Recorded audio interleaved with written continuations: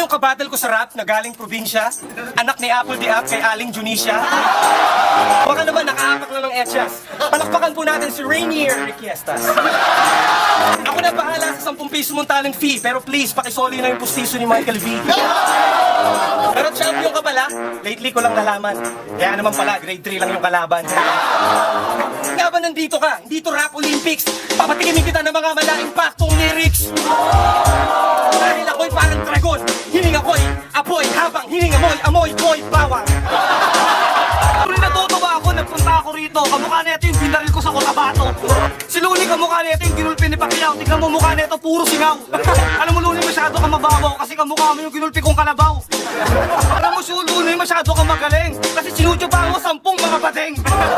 Kasi alam mo Luni, hindi ka ukubra sa akin kahit wala akong practice, no match ka sa akin.